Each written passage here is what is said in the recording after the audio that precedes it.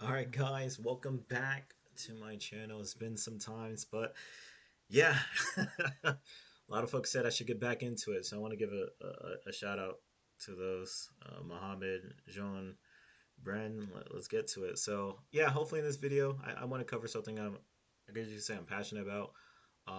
Let's do a forensic investigation live right now. Disclaimer: I went through the lab already. But hopefully you can find some cool, I guess you could say, techniques, tips.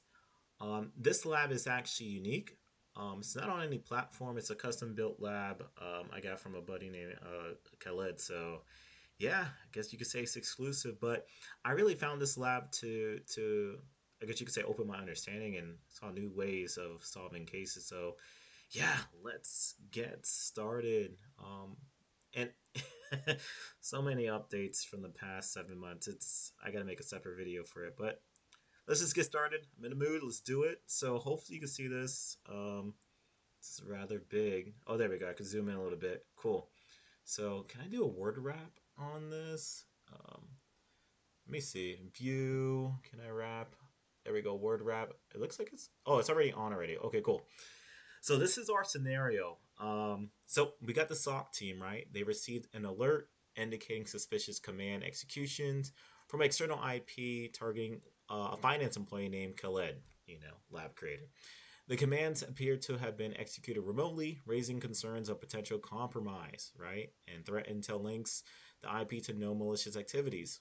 So we're going to be the DFIR analysts in this scenario. And we do have a triage image of Kelly's workstation, which is pretty much a cape output. Um, and yeah, let's get into it, right? So key things we want to keep in mind. The scenario is very important. I'm actually currently reading a book by Brett Shavers, DFIR investigator mindset. Gosh, I'm halfway through it. Really, really good.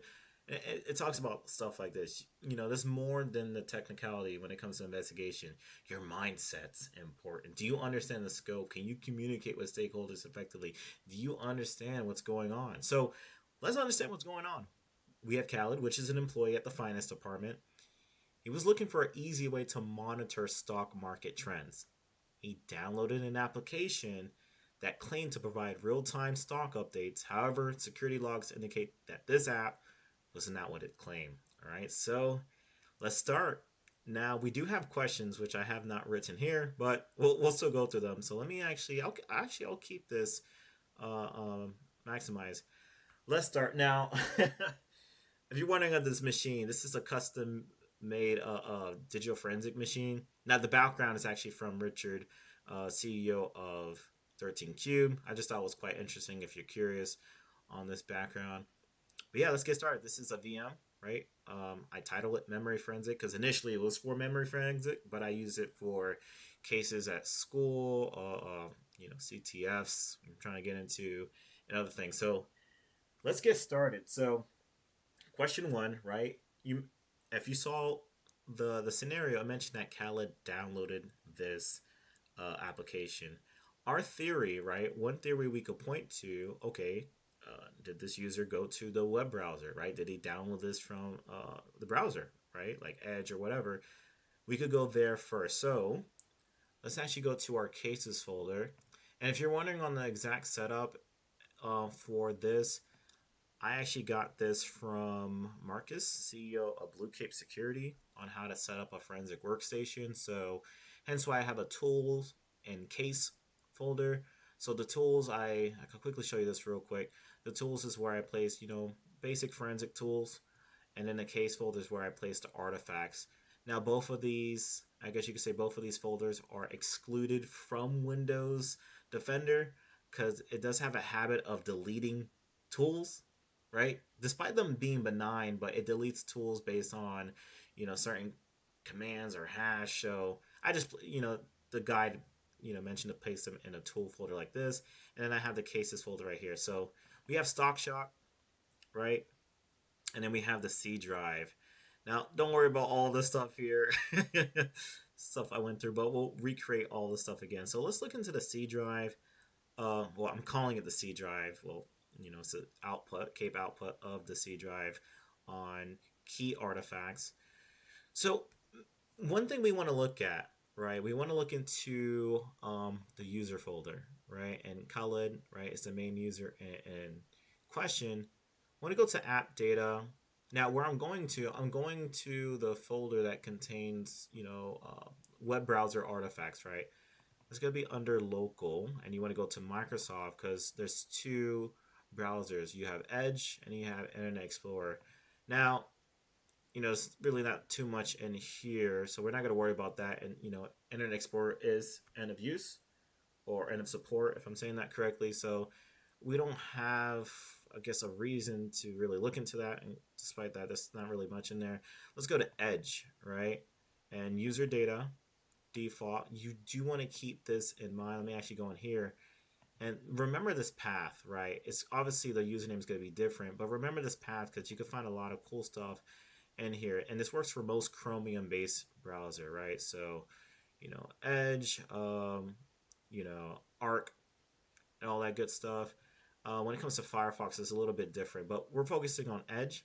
And if you see right here, right, just off the rip, you already see artifacts here that have their size showcase that there's data in there. There's information in there, right? History, preferences, shortcut, top site, visit links, web data. So there's data here, which proves our theory. Okay, this user probably used a web browser to download the file.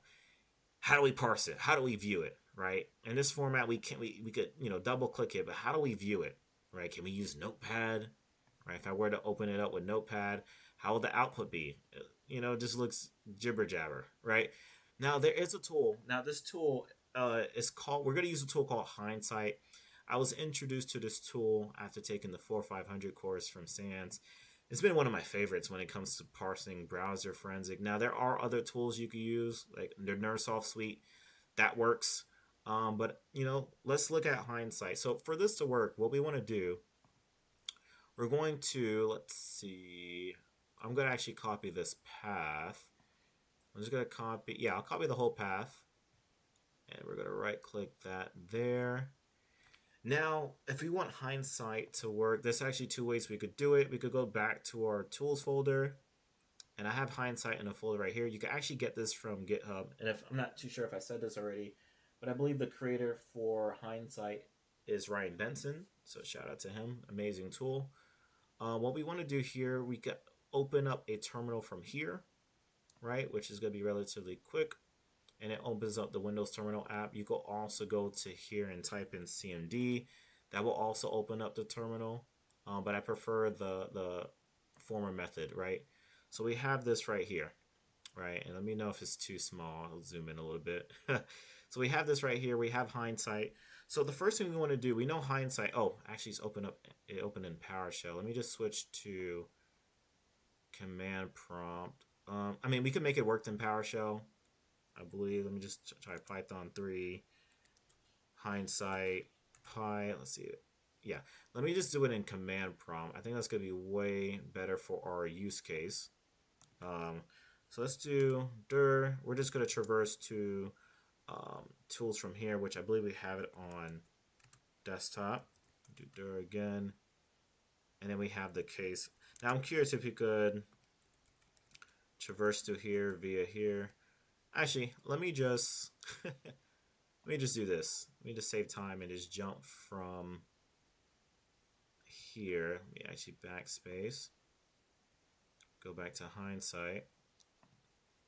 And I'll just copy the path here and I'll just CD from here. So let's paste that there. Oh, looks like the syntax. Oh, I added 2 CDs. And again, guys, this is live, so I'm going to make some mistakes, but I just wanted to show you how stuff works. So CLS to clear the screen, and now we're back to Hindsight. So I'll zoom in a little bit. First thing we want to do, make sure the tool's working, right? You want to do Python. Now I think on this station I have Python as pointing to Python version 3.x, and then we could run Hindsight. It's gonna take some time. Oh, let me zoom out. Let me actually make this full screen so you guys can see how it looks like. So there we go, Ryan Benson, creator. And this is a tool that helps parse artifacts from Chromium based browsers, right? So that includes Microsoft Edge. which is now Chromium. Here, right here, we have the syntax example, which is very, very important, right? So just to look at the syntax, I'm just gonna bring it up again.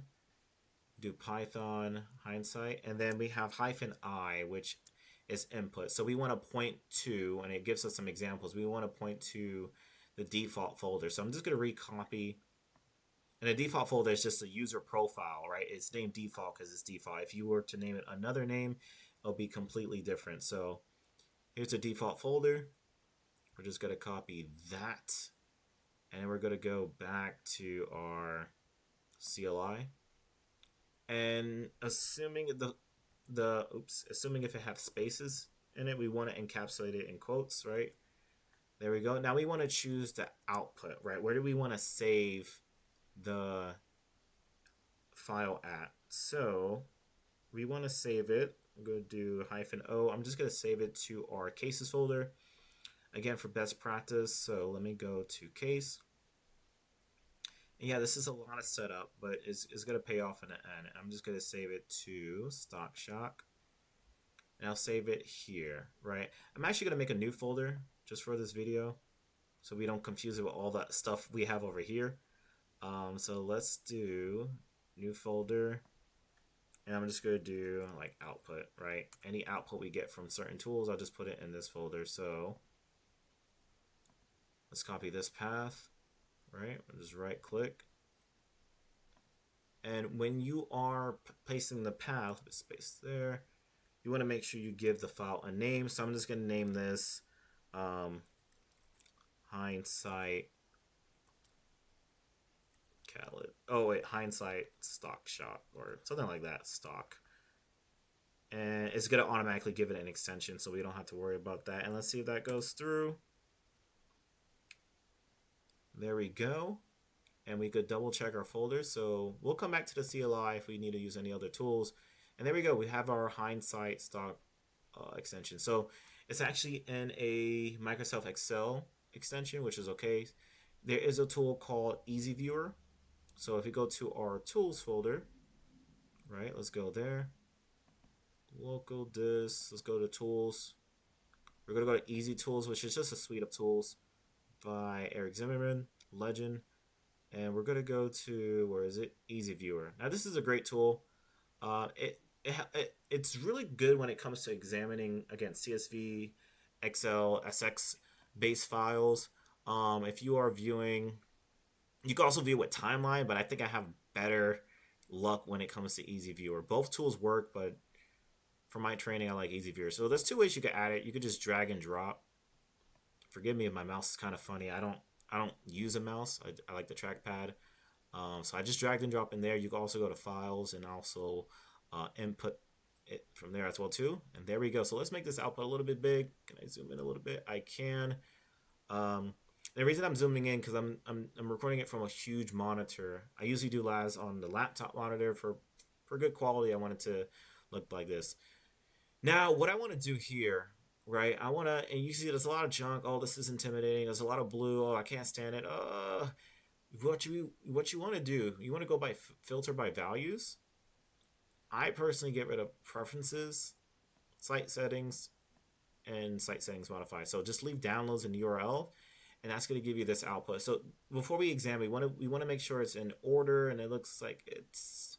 Let me see. It looks like it possibly is in chronological order. Yeah, it is. If not, you could just go here and just filter using that. So remember the context, right? If we go back to our thing, remember Khaled is an employee in the finance department. He was looking for an easy way to monitor stock market trends, right? So he downloaded an application that aimed to provide real-time stock updates.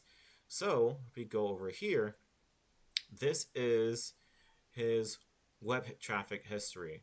So let's start with this. So February, what is it? 7th, 2025 at 4:32 UTC. Keep in mind the timestamps because they're going to play an important role in our investigation.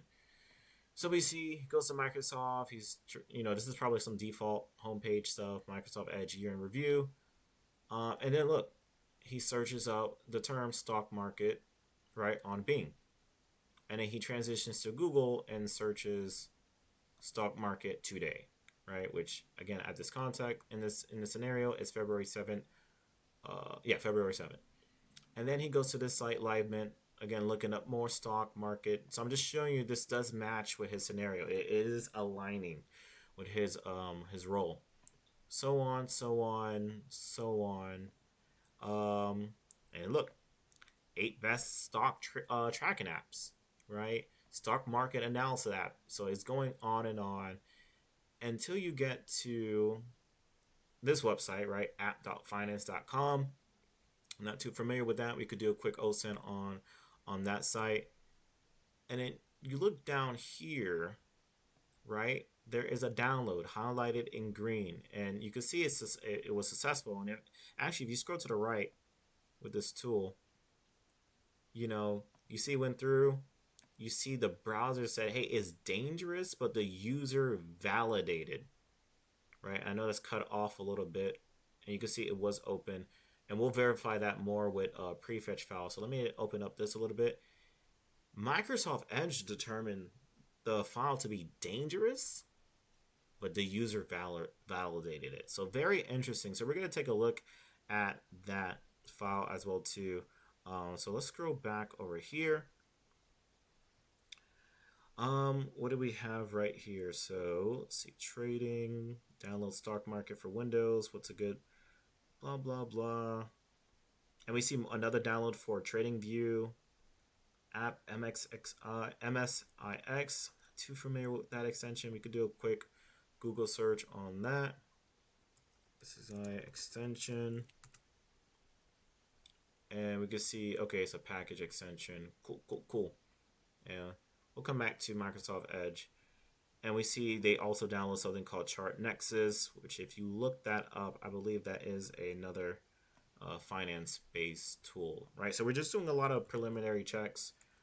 Chart Nexus, just look it up. Yep, relates to stock market. Looks like a stock market-based tool to track assets over time. So everything's lining up. So we have content may be malicious. These two were both flagged as dangerous but user validated. You can see this one was not open. And so let's just focus on this app right here, monitorStock, and go from there. So remember, the first question we want to answer, and we're going to bring up our notepad. Let me see if I can minimize it a little bit. Yeah, this will be fine. So let's look at our note. The first thing we want to answer, and usually when you're doing forensic investigation, the client will give you questions to answer. You're not just freeballing and just, because you could get lost. You could get lost in the artifacts. So we're just going to go based off answers. This was the question, right? I believe this was the question. What was the domain the malicious file was downloaded from? And then we have in this, now we still have to prove that it's malicious. I know the browser mentioned, hey, it's dangerous. We're going to have other means to prove that, but just note this down real quick. The domain, and look, it was over port 80, so unencrypted, potentially not safe, right? It was through a subdomain app.finance.com. That was the domain. I'm actually going to write down the file name. So we have that, which was monitorStock.exe.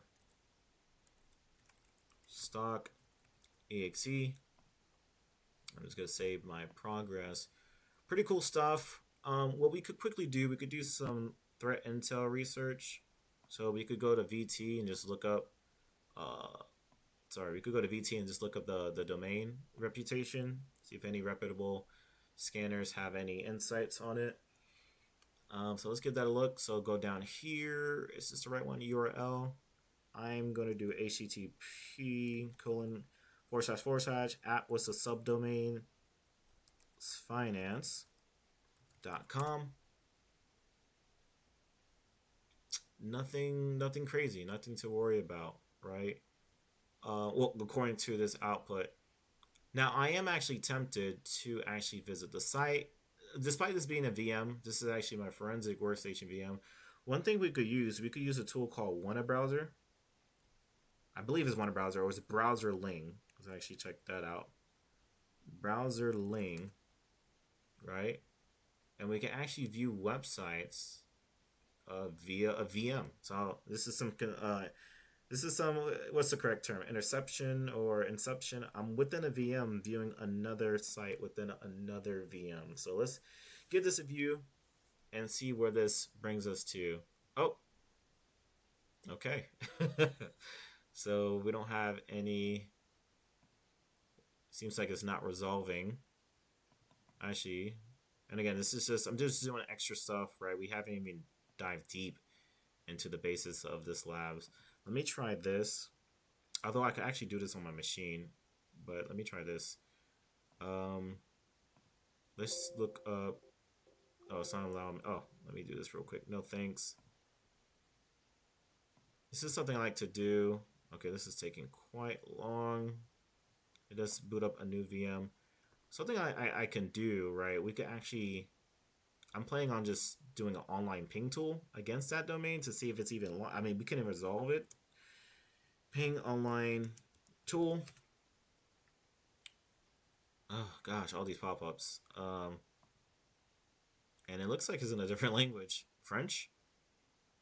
And let's put this host in here. Gosh, this thing is really, really buggy. I'm really just considering, I might just consider pinging it from my CMD. So let's actually erase that, paste that in there, and give that a shot. Okay, it doesn't want the protocol. All good.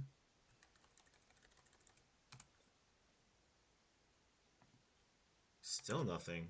Oh, there we go. I just had to get rid of the /. I'm curious to see if this site's even alive, right? And we're not really getting too much back. So interesting. That's that. Not too much. The site's potentially down. That's cool. But at the time, the user traversed to it and downloaded something. So yeah, we're not getting any results here. Again, we could try our own host system to ping it, but I don't want to risk my IP getting captured by that malicious site. So we're gonna get off of this. And cool. We're getting some good information. We have the domain, and that's cool. So what we want to look at next, right? Next question. What time was the file, sorry, malicious program? Let's be mindful of our terminology. Something I learned in Brett's book, you got to be mindful of your terminology. He has a great page that covers different types of evidence, right? Not everything's digital forensic evidence. There's different types of evidence. There's testimonial, right? There's witness, all types of evidence. So hardware-based evidence. What time was the malicious program downloaded? Keyword downloaded. We're not getting into execution yet. Keyword downloaded. So obviously we see it right here. This is when it was downloaded on this PC.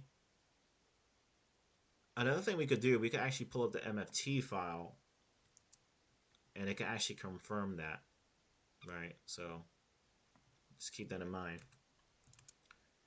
Now you may think this lab's gonna turn up. Just hold on, bear with me.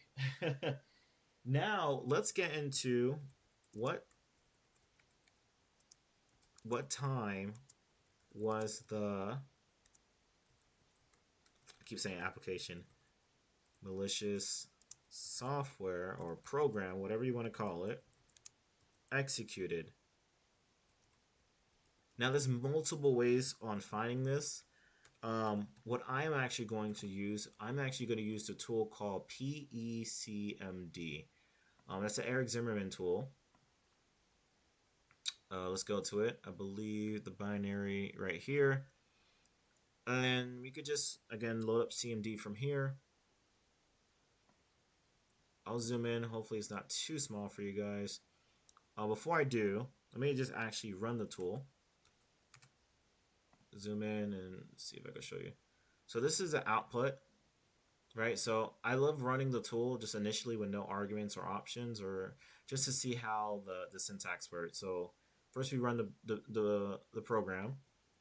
-F, we're pointing it to a prefetch. Now, personally, I'm going to go with -d, which is directory. I want to point it to the prefetch directory, which Cape does actually save. And then it gets a little bit complicated, right? Because you have to not only give it a name.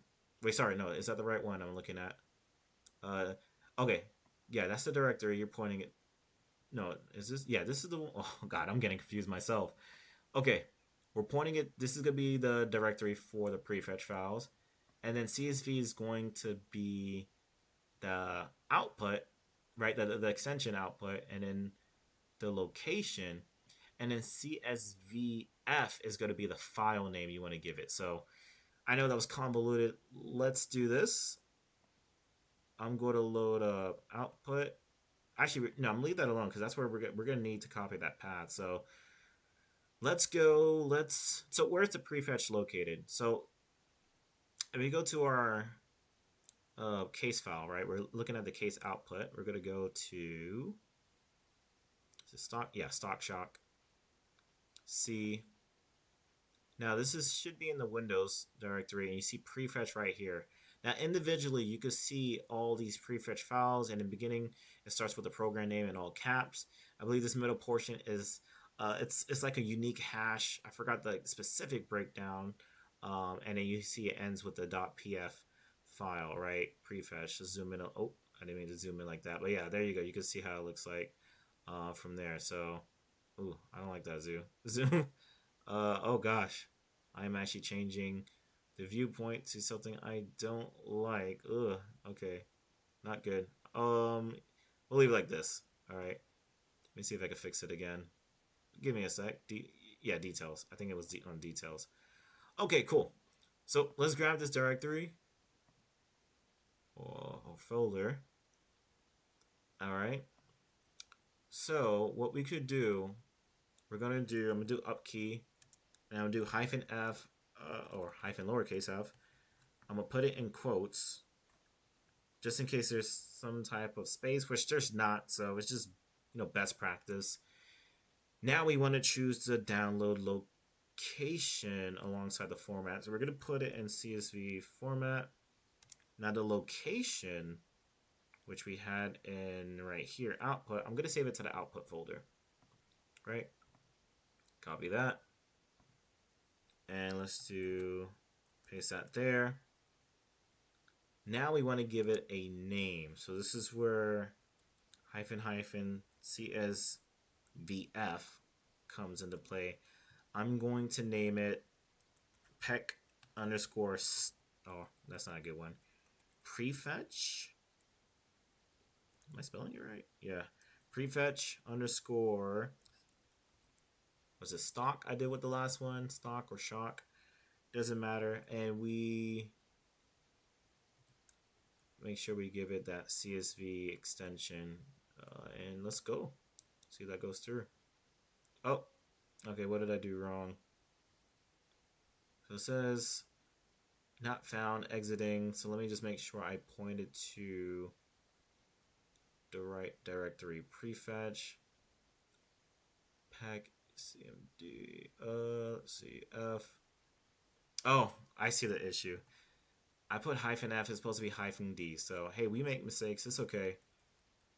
-d. And there we go. It's parsing through it. You can actually view the output via the CLI, but I think it's best to view it in timeline, which that's where we're going to actually use. We're going to actually load up timeline in the meantime. Well, that's going up. And with Timeline Explorer, we could actually view, it's pretty much like free Excel, if you think about it. Free local Excel, offline Excel. So let's go to, I should really like pin the folders here. We're going to go to Tools. And then I'm going to jump into, where is it? Easy Tools, the suite. And let's jump into, where's Timeline? There we go. And load up that tool. Timeline is an amazing tool, right? Even in the name, right? It allows you to, I think it allows you to go back in time. We are technically going back in time. This whole incident happened on the 7th of February, right? Last month, roughly 30 days ago. But we're still going back using what? Logs, artifacts, right? That's why it's so important to capture these things so we could see, okay, what actually happened at that time instead of, hearsay. This is concrete, right? Um, Hopefully, and I would love to cover videos on making forensic reports. I had the pleasure in working on, I guess you could say, some civil cases, freelancing on the side, because I know forensic is quite cool. I find it interesting. Um, but yeah, I made some really, really good report. I made one report for one of my professors, and he really liked it. This was for school, and it goes hard. It goes really hard. Right now, we're not really doing any report type stuff. Again, we're just putting all our findings on Notepad. But trust me, when I am going through this, I do I do an initial analysis, right? I take screenshots, I write down key artifacts, and then I go back and then do a in-depth analysis. Add appendix, is it appendices, right? And some other things like that. So it's running, it's doing its thing. Bear with us. I guess in the meantime, right, while that's writing down, let me just write down the next question we're going to jump into. What is the SHA-256, 256 hash for this, for this malicious software? Now, this question was crazy. And while that's running, I'm going to show you why this question is so heavy, and I'm learning memory forensic on the side as well, too. With memory forensic, you could actually dump the process and then get the hash from there, right? Whether you're using Ubuntu WSL, SHA-SUM, or SHA-256, whatever, or throwing it within VT. But again, we don't have the memory dump. We just have a cape output. So how can we get the hash for this malicious software? And this question is actually going to prove that, yes, this file is malicious. Right now, we're just going off of, Microsoft Edge saying, hey, dangerous, but users still consented with downloading it. Another thing as well, too, and while that's loading up, I'll quickly show you this. Although we're going to come back to this later, I want to view the MFT. I want to view the MFT, which is already tool in here. So what we could do... Oh, I got an email. I don't know if you guys know, I actually teach a digital forensic college course as well too, so I thought that was quite interesting. So easy tools. One tool we're going to use is MFT CMD. Now, why that's going, you see prefetch is taking a while, and that's okay. That's a lot of prefetch that was created. I'm going to actually, and I'll make this full screen so you guys can see. There we go.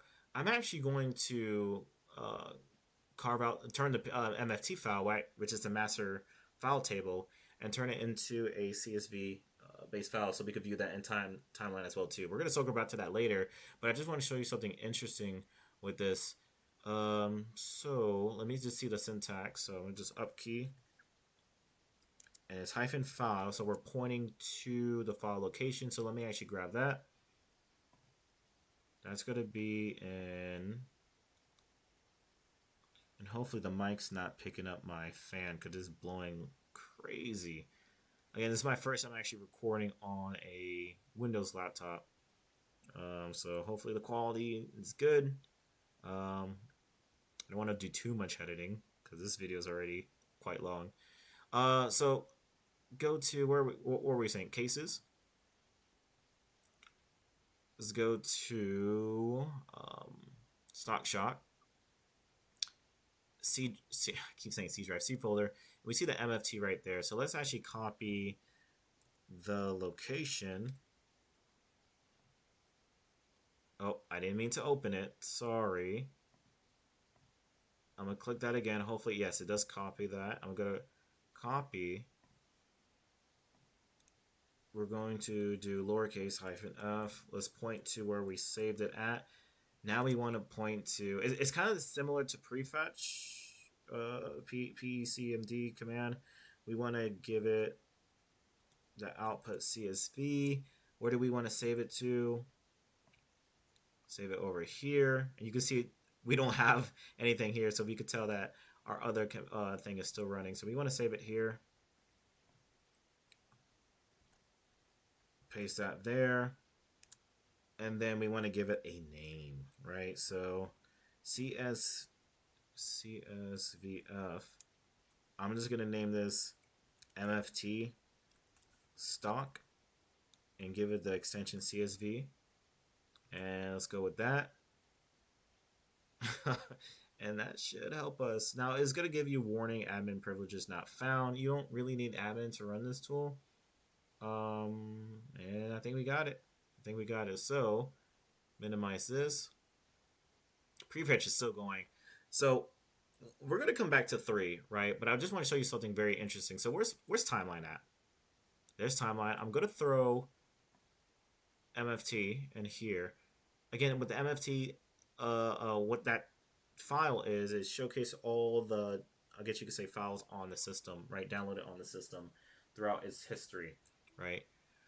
Now, I guess you could say after much testing and stuff like that, if you do download the file in a weird way, I guess you could say via RDP, sometimes it's not present in the MFT, but that could be found in the MP logs, which is actually located. I'm not trying to veer off, but that's actually located somewhere. Let me see if I can find it.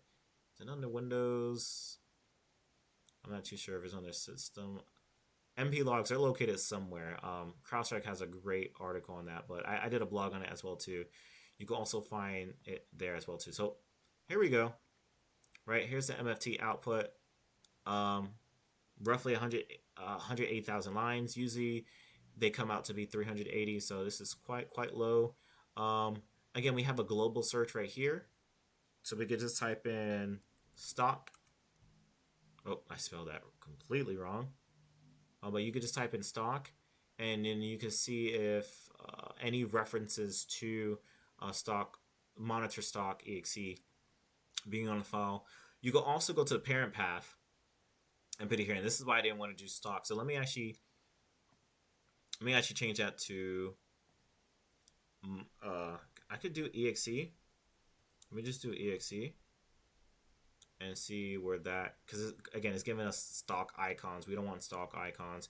We just want to focus on the quote unquote malicious program. So, and I'll show you something cool with MFT as well too. Let's say we didn't know how to use hindsight. Okay, there we go. We have roughly 5 references. So we could see in the zone identifier, I'm jumping around a little bit, but this zone identifier has a lot of information. When you see this, scroll to the right and look at the zone ID contents. If you see a zone ID of 3, that means internet, right? That means the file came from the web, the internet. And it gives you the referral URL that was used. So this is another way of finding question 1 if you don't want to go to the browser history, right? So a little fun fact there. With forensic, you don't want to be honed or stuck on one tool or one method. Utilize different methods, right? Just in case you hit a cul-de-sac and you're screwed. Like, damn, okay, that was my go-to way. There's other ways as well too. But the reason I wanted to bring up MFT, and we're going to come back to this later, look at this right here. So you see monitorStock.exe, and then you see smart screen, right? What does this mean, right? What does smart screen mean in this context? Now, if we do a Google search, and there's so much data here, we're gonna circle back to this. But if you do a Google search on we can just type in, what is Windows Smart Screen? What Windows Smart Screen is a built-in, let me zoom in, hopefully you can see, it's a built-in security feature in Windows that helps protect users from phishing and malware website and applications by checking files and websites against a database of known malicious items. Let me actually show you an image on how Smart Screen looks like. If you ever came across something like this, right? Something like this, hey, Windows is protecting your PC. Let me actually open this image in a new new tab so you can see it a little bit better. But if you ever came across an image like this, like this, hey, Windows is protecting your PC. Do you want to run anyway? Don't run?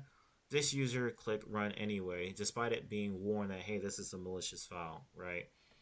So just wanted to show you that. Okay, cool. Let's actually minimize this. Wow, we haven't even, is prefetch done? Looks like it's still going. There's so much content we have to run or cover, but I don't want this video to be too long where folks are like, I don't know if I want to stay and watch it. So, and it's such a good lab too. So what I want to do, let's continue with the questions, and we'll circle back to prefetch. Let me actually give it a little click enter. See what the heck's going on here. Um, Hopefully it didn't get snagged. So let me check the output. Oh, it looks like it's completed. I just can't see the bottom because the bar is the taskbar is hiding it. So it looks like it's done. Let's see, prefetch. Yeah, let's throw this in timeline and answer that question. Let's see if we can knock the rest out in an hour. I don't know. We'll see. I want to hit that hour sweet spot. So, no, that's easy viewer. We'll come back to you later. There's timeline. Let's grab this. Throw that boy in here. it has a filter right. Oh my god, that was an overlap I did. Um, why is the output like this? It looks so weird. Okay, this output's super weird. This is not how. Hold on. Oh, give me a sec. I think I put in the wrong one. Oh, this is the timeline version. We want this one right here. So the timeline version, it goes in, it shows you the timeline of how the programs ran. So obviously, if you're familiar with how stuff launches, you can see if I scroll all the way up, right? System 30, reg w get launch. Is this in chronology? Is this in order? Which I believe it is. So that's not what we want to focus on. We want to focus on specific program. But that's actually pretty good as well too. There we go. This is the output.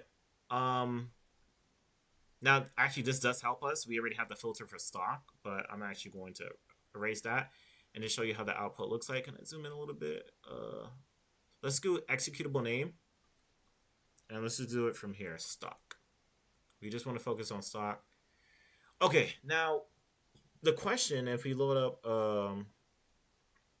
Notepad, what was the malicious program? What time was the malicious program executed? And if I didn't mention this before, we want to make sure all of our timestamps are in UTC. It's a universal best practice format when it comes to forensic cases. So this is UTC, if that was not mentioned already. And then this is going to be UTC as well too. So what we want to do, you can see it was run once, right? Now we have two instances of it. We want the earliest runtime, which is going to be this right here. So let's actually open this up. Now I actually researched into why is there two, if it was run runs, why is there two, I guess you could say, reference to it. Long story short, different applications may run this file, hence why there's two prefetch, data for it. But again, we're just interested in the earliest runtime, which is 441. Which, if you've been paying attention to the timeline, right? Let's pull that up. It was downloaded at 4:37, so 4 minutes prior, right? And then it was ran 4 minutes later. So we're building a little mini timeline. So there we go. That's question 3. Question 4, right? What is the SHA-256 hash for this malicious software? This is gonna be an interesting one, and this is something I had trouble with. It's funny because I just did right now in school, for my graduate program, we just did a lesson on Sysmon, something I was introduced by a former colleague, and Sysmon really helps with monitoring and getting detailed logs. It's like an ancillary to Windows Event Log Explorer. So if we let's go to our C drive. I keep saying C drive. Our C folder. Go to Windows. Go to System32. Go to Win Event. Go to Logs. And the victim PC, right? Khaled had Sysmon running on it, and you could tell because we have a Sysmon. Where is it? We have a Sysmon log right here. So let's view that, and it's going to give us more detail than we could, traditionally get when it pertains to, regular file, regular Windows logs. So okay, how can we find this? So this is going to be quite an interesting one. So we have roughly 739 events. We could filter this out by going to the find and just strictly focus on any reference to stock shop. And you could obviously see Kate was ran. That's how the artifact was copied. And it was funny. It was a classmate. We were in a discussion, right? Long story short, if you were to run forensic tools on a a PC, and yes, PCs are considered evidence in a incident. Aren't you technically tampering with it? Yes, that is because you're running a program on top of that. That is tampering, but that's something that is expected, right? Rarely ever will you get a non-tampered, uh, um, unless you're doing live, live forensic, which again, you're still adding processes to the system. So it's just that necessary evil. Um, so let's do monitor. Do monitor. I think that was the name of the program. Stork. monitorStock.exe. Okay, there we go. Now check this out. We're gonna come back to this, right? But pay attention. I'm just gonna filter to when we get some references to the file. So we can see right here, this is gonna help us with another question. We'll come back to that later. But we want to get, and I think this is gonna be our, yeah, there we go. We have monitorStock.exe. We can see it's saved to this temp folder, and that's something that we noticed in our timeline, which I didn't want to really reference at the time. But if you go over here, you can see that it is stored in a temp folder, which is quite suspect, right? A lot of hackers use this to store malicious programs because I believe the temp folder has certain rights and all that good jazz. But if you've been paying attention, it's going to actually help us with the final question, or I think the final two questions. If it was downloaded to the internet from the internet, why didn't it go straight to the temp folder? Why didn't it go straight to the Windows folder? We're gonna answer that as well at the end of the investigation as well too. So keep that in mind. So going back over here, we see monitorStock.exe, and then we see it's in the temp folder. And look what we see right here. We have the hash, right? We have the MD5, the imp hash, and then we have the SHA-256. Let's grab the SHA-256. I'm actually going to cancel that filter of this hash. And again, this was found using sysmon as using a sysmon log. So you want to be careful you capture, you capture everything. Oh, that was clean. Let's capture that. Let's go to VT. That's our friend. Actually, I'm going to load up another VT session. So let's go over here. And I'm actually going to do search. Paste the hash here. Let's check it out. Let's see what we got. Look at this. Look at this. Oh, I zoomed in a little bit. monitorStock.exe is considered malicious. This is something we were saying earlier in our investigation. We didn't have concrete proof aside from Microsoft Edge saying, hey, this is dangerous, but you downloaded it anyway. We see, and actually, let's actually note this down. This is actually killer findings. Yes, this is the hash, and this is the SHA-256. So I'm going to actually put that there. SHA-256. There we go. And then I'm actually going to, because I don't know if you got screenshots of Notepad. If you can't, let me know. I'm actually going to grab the link, the VT link, and put it in here just for reference. But man, check this out. We have it in, oh gosh, it's a lot of information here. But we answered the question. This is the hash for the malicious software, and it lines up with everything. And it's a lot more stuff here. We won't look at it now. We'll come back to it later, right? Pretty cool stuff. Pretty cool stuff. Now we want to transition to, now we're going to pick up the ball. We're going to pick up the ball. We're going to get it rolling a little bit. We're going to jump into question 5, right? How have I been? Okay, I've been doing 5 . So question 5 goes into what is the IP and port of the C2 that the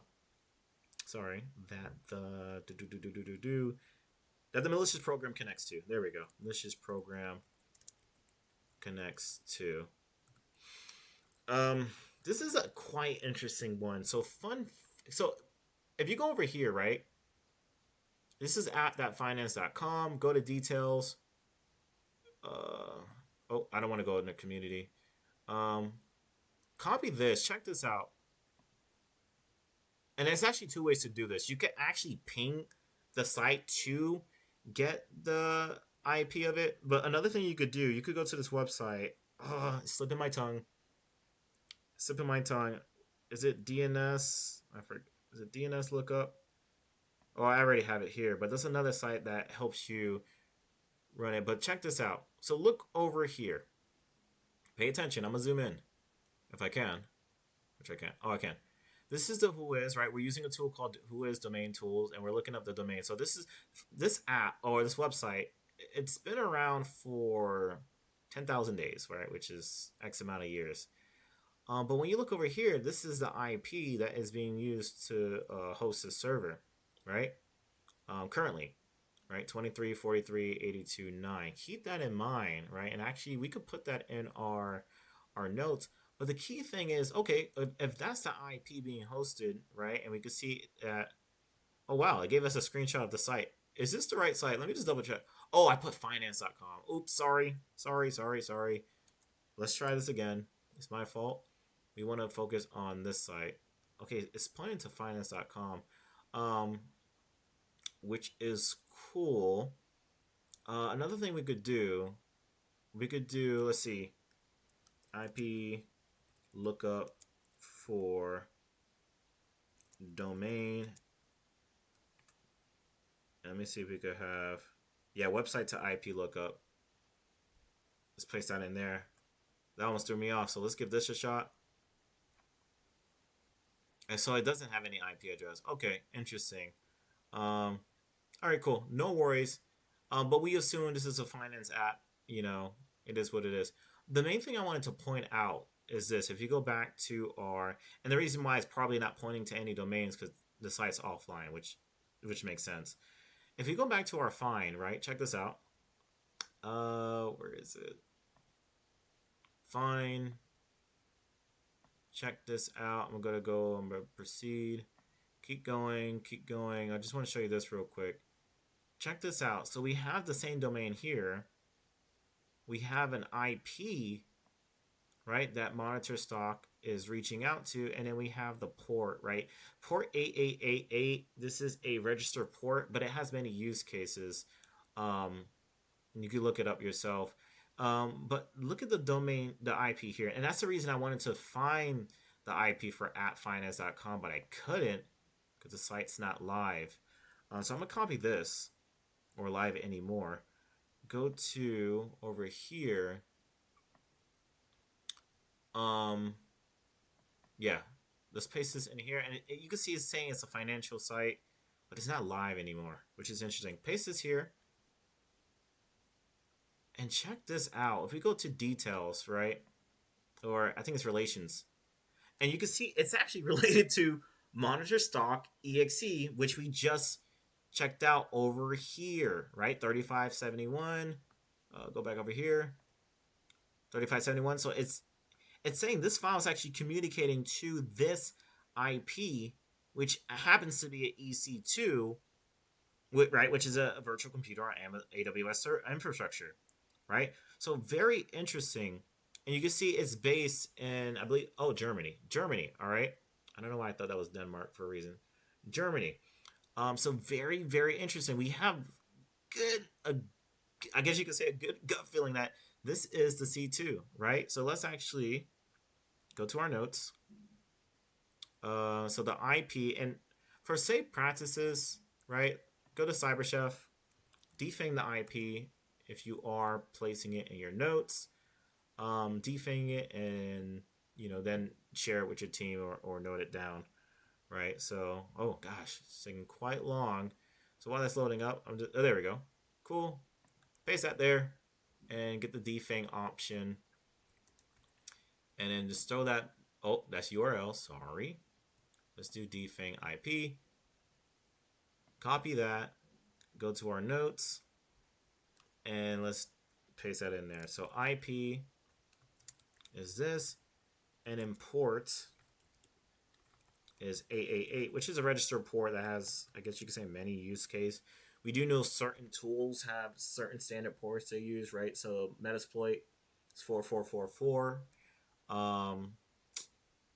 I know Burp Suite has his own personal port, etc. So in this case, it's 888 on that IP, which seems to be based in Germany, and it's a EC2.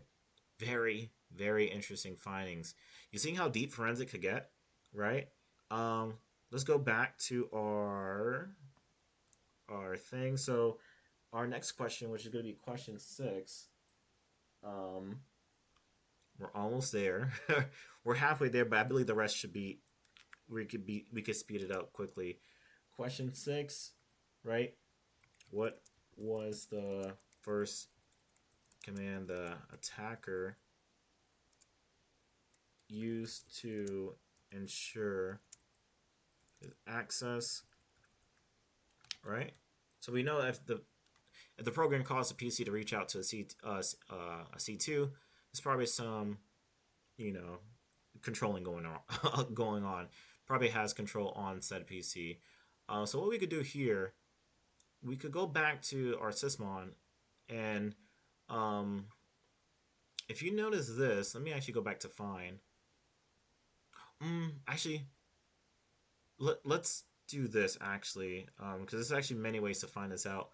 First command the attacker used to ensure access. When we're saying command, we're saying program, right? Well, to use a command, you're launching a program, right? Whether it's a binary, right? ls, but in this case it's Windows. So there was a certain Windows command that was executed, that the attacker used to ensure his access. Now, being somebody who took some penetration testing courses, I won't say I'm an expert. I can have a feeling what the command is. Not like I did the lab already, but let's do this. Let's filter by process event ID 1, which if you actually look that up, right? We could quickly look it up. Oh gosh, that's annoying. Event ID 1. Let's actually look that up. Event ID 1. Explain. What is event ID 1? Well, it covers. I should have done. Oh, I didn't put 1. Oof. Windows Event ID 1. There we go. It covers process creation, right?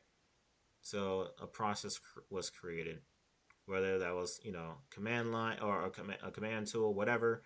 Something was created. So let's filter by that. Let's go back over here. I'm gonna go to.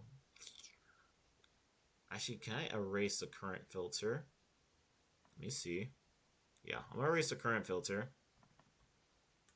Oh, actually, before we do that, oh, I shouldn't have jumped the gun. I wanted to show you guys this real quick. Monitor. Shock. Was it shock or stock? monitorStock.exe. Let me show you guys this real quick. If you notice, there was a lot of reference to show you this real quick. Where is it? I'm just going through it. There was a lot of references to PowerShell if you guys didn't pick that up. So let me actually see if I can find one again. I mean, we see one right there. That was a better one though. Let me scroll down. I think it was after this one. Yeah, there we go. So you see right here. Oh God, this is gonna answer another question.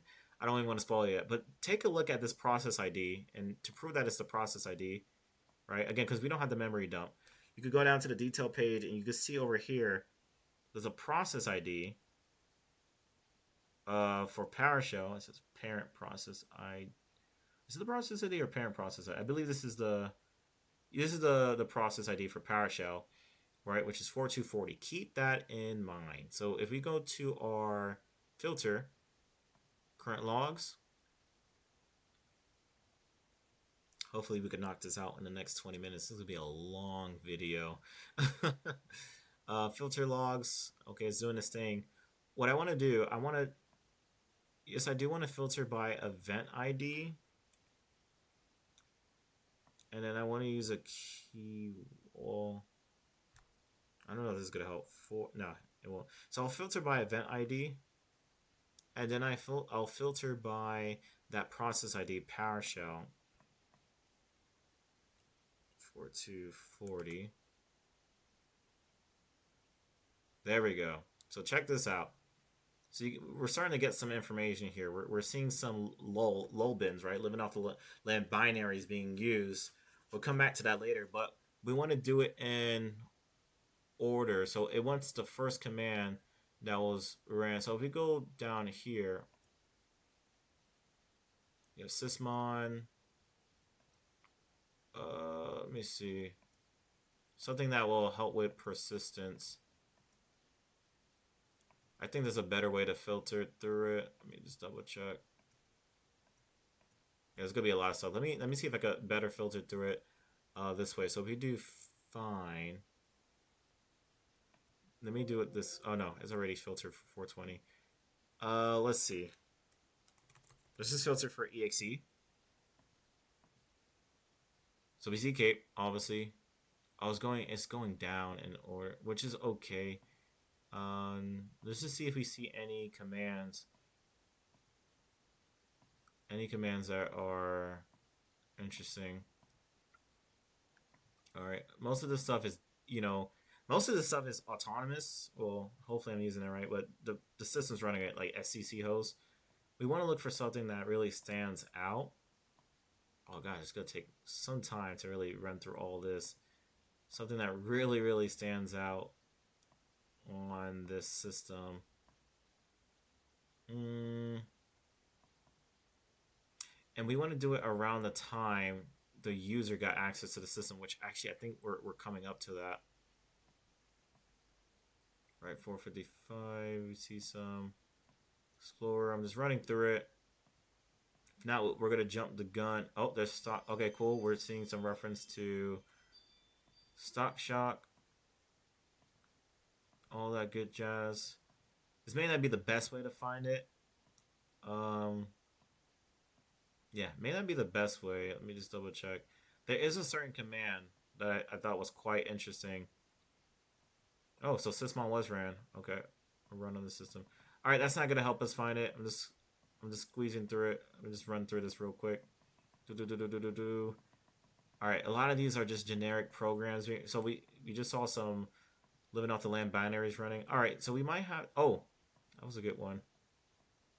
All right, let me skip that. There is a certain command being run, but for time's sake, I'm just gonna have to jump the gun. Actually, hold on. For time's sake, yeah, we're gonna have to jump the gun, and I'm gonna actually jump to the command. So let me. Okay, here. Let's try it this way. Let's go to these times. Oh, there we go. That's what I was looking for right here. Oh shoot, I lost it. Sorry, where is it? Right here. Who am I exe? Right. This is a common command that hackers, ABTs, threat actors, whatever you want to call them, first run to see, okay, what user am I? What kind of access do I have? And then you can see right here, the command was run.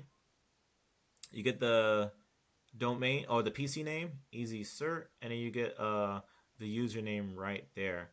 Now the question could be a little bit misleading, right? What first command the attacker used to ensure his access? I guess it's doing a lot. The attacker is doing enumeration, right, on the system to see, okay, what kind of rights, what kind of privileges, or what user am I? But that's going to answer that question. Now we are going to go and showcase a instance where the attacker does ensure access, i.e. persistence. So let's write that down. It's going to be who am I, right? Who am I exe, right?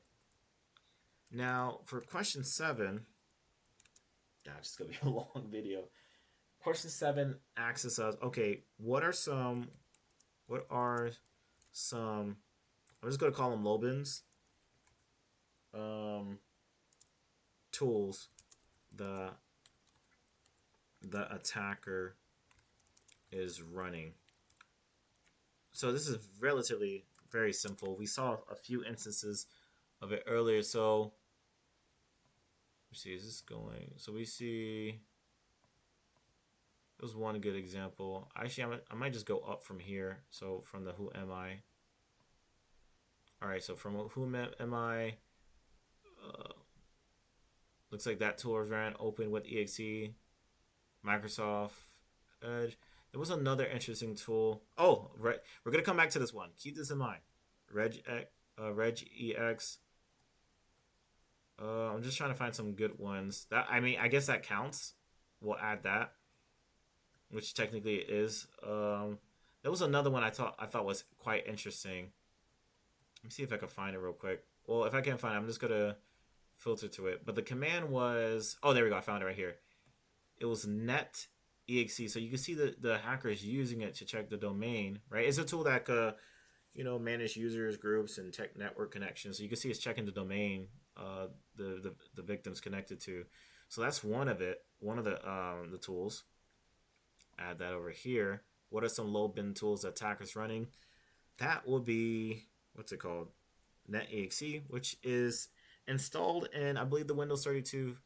Sorry, the Windows program. I messed it up, but it's installed in this folder right here, if I'm not mistaken. So if you go to Windows PC, look at this drive. I believe it's under. Is it under here, or is it under Windows? I could be.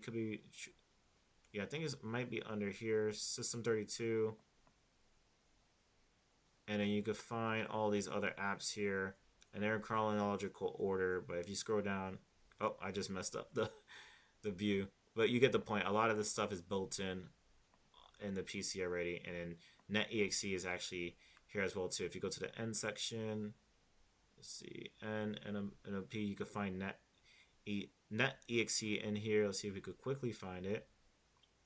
Let's see, I'm not seeing any inklings. Oh, we're close. Net. Oh, wait, where is it? I think we're really close. There we go. Net, and then Net One, which I saw. I did believe he ran that as well too. Very interesting. And for time's sake, we're just gonna add reg.exe, which we did see that, right?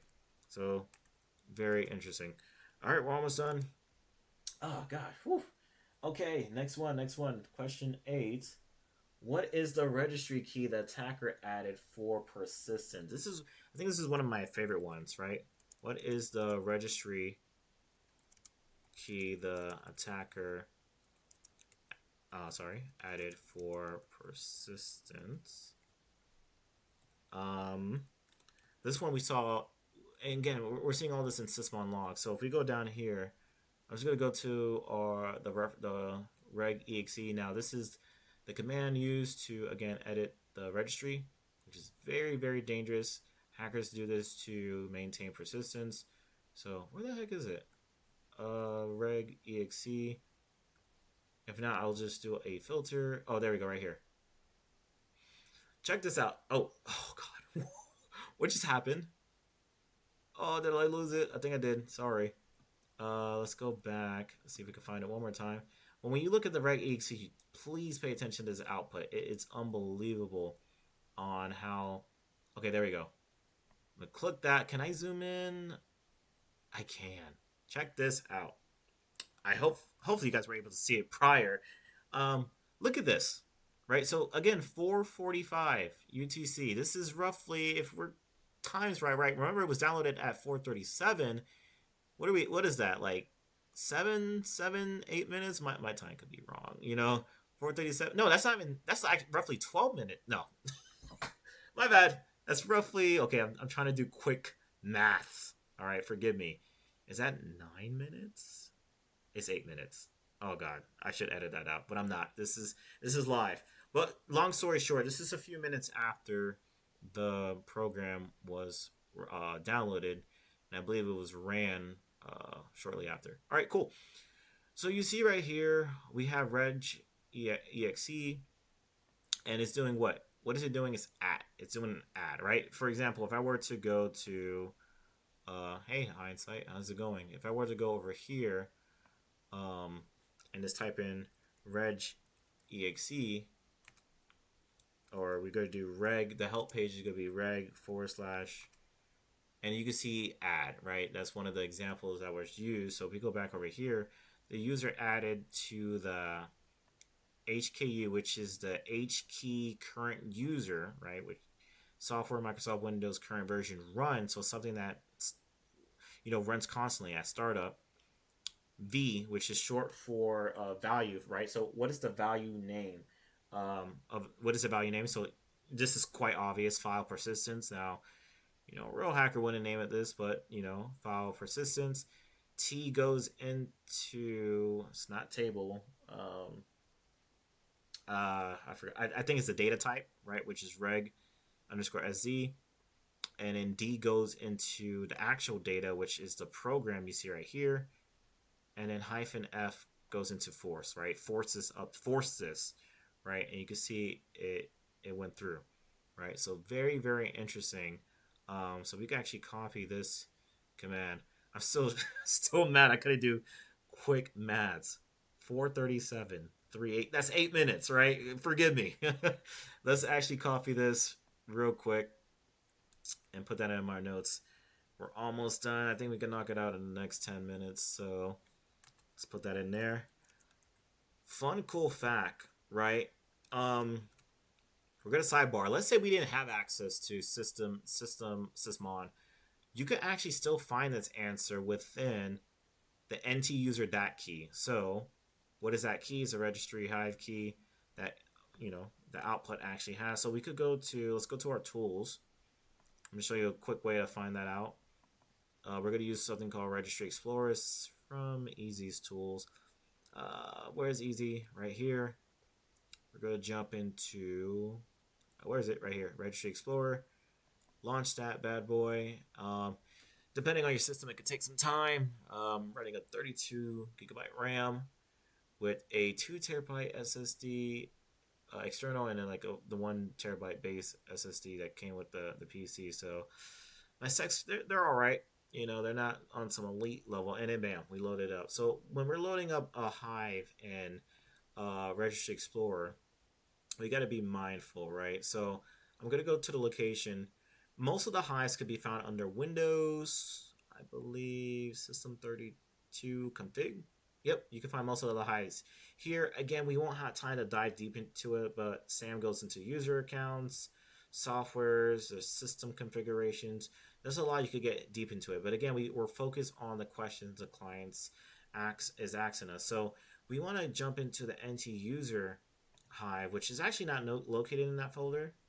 It's located in the user folder, user profile. There it is. Now you may be noticing these two things right here. These are called transaction logs, right? So when this capture was done, right, the transaction logs didn't, right? They're there because they're supposed to add to the main logs, right? So for it to be transaction logs right here, this is not the complete file. It's actually missing other data, which are these two. And if you look at the size, they're roughly 20%. So now it's going to ask, hey, this is a dirty hive, right? You're missing some data. There's some uncommitted data. Would you like to load the transaction logs? Yeah, sure. I'll like to load them. So we're going to click yes, and it's pointing us, okay, go. Add the transaction log. So I'll highlight both of these. We're going to open this up. Now it's been replayed. So now we have the complete file. Where do you want to save it to? Can you save it over to stock.shock output, please? Yep, will do. So we saved it in there. Now it's asking us, would you like to load the updated hive? I'm going to load it. Do you want to load the dirty hive? No. Go click no. Let me make this full screen. Can you guys see? Zoom in. And there we go. We have our Registry Explorer with the hive here. If you go to the bookmark, it just goes to key artifacts. There's a lot of cool stuff you can find here, but the key thing we want to go here is the run key, right? NT user dat file, right? It covers registry configurations as well too. And you can see right here, hopefully I can zoom in. I can't, so hopefully it's not too small. Pretty much the same thing system mon event showed us. We had the file name, right, for the new registry key added, file persistence, the data stock.shock.exe, the value type reg SZ. If you're curious on the time, okay, what time was this done at? You could just right click on the run key, check technical details, and then you could get the time right here, the last write time, which is the only written thing to this run key, is right here. And let me see if I could copy that. I'm not too sure, but you could double click to copy. Okay, and then you get it right here. So that's the last runtime. So I just went through all that whole thing just to show you there are many ways to getting to the same information. So question 8 is asking us, what is the value of the persistent key? We see right here, file persistence, right? So, which was in the answer output for number 8. So, what is the value of the was it persistent key? Yeah. Hopefully I'm spelling this right. Key. And the value was, what's the name? File persistence, which again, it's not innocuous at first sight. Well, the hacker should have went for something more innocuous. But there we go. File persistent.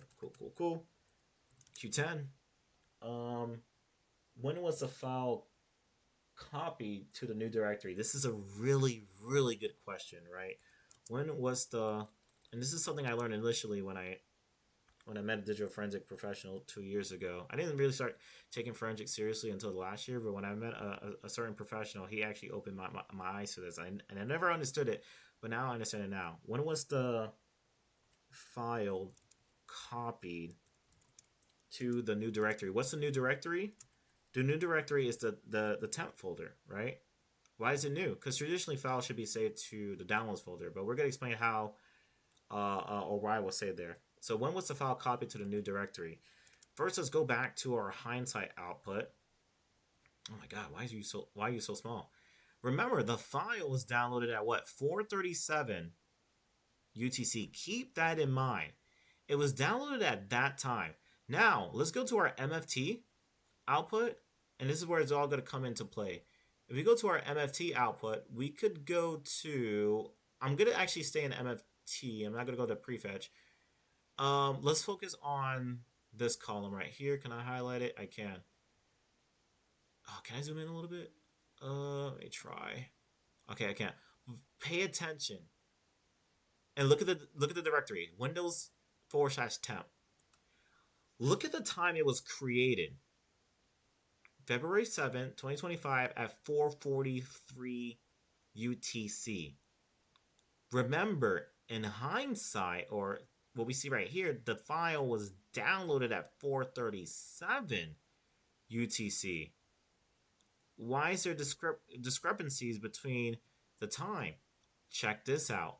Look at the last modified.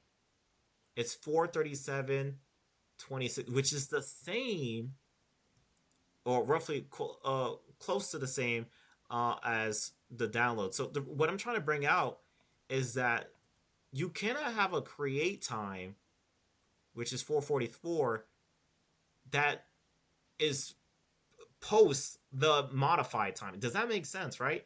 How can something be created in the future but was modified in the past, right? Look, it was modified at 4:37, but it wasn't created till 4:43. What does that mean? When you see inconsistencies like this, that means the file was copied, right? So usually when the file is copied, some of the things, the dates stay the same, right? Like modified and all that other stuff, but the creation time differs because it's been copied. And that actually makes sense why there was two copies of the prefetch. That's my theory over here. Why there was like two references of it. My theory is that it was because of the duplication. But we have proof that it was copied over because the last modified time predates the creation time by roughly, let's see if I could do math now. Let's see, roughly what, 6 minutes, right? So we believe that it was downloaded and then copied over to the temp folder, right? That's our theory, and that's what we're going with. So when was the file copied to the new directory? Well, at this time, right? It was copied at the new directory at this time. And then even if you go to the prefetch, let me just copy this. We jump into prefetch. That makes sense on how one was ran at 4:41, which if you go back to the time, it predates the creation time. So you see how it makes sense? So we have the true download time is roughly 4:37 UTC, right? That aligns with what you see here and what you see in hindsight. And then 4 minutes later it was run, and then next thing you know, after that it was copied over to temp, and then it was run again. Hence why there's two versions. Again, that's my theory. I think that's what's going on, but just something to really look at. So this is the time. Now 11, we're almost done. Question 11 goes into when was the persistent key added? So we're just going back. The persistent key added.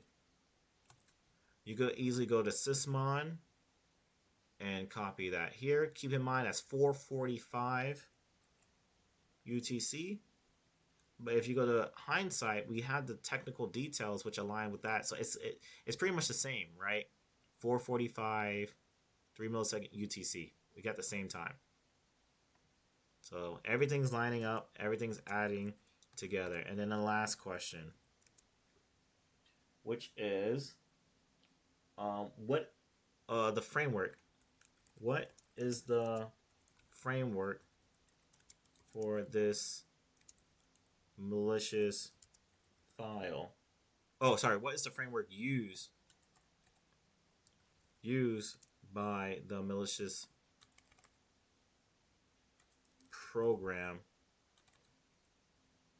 Yeah, program for C2 command and control.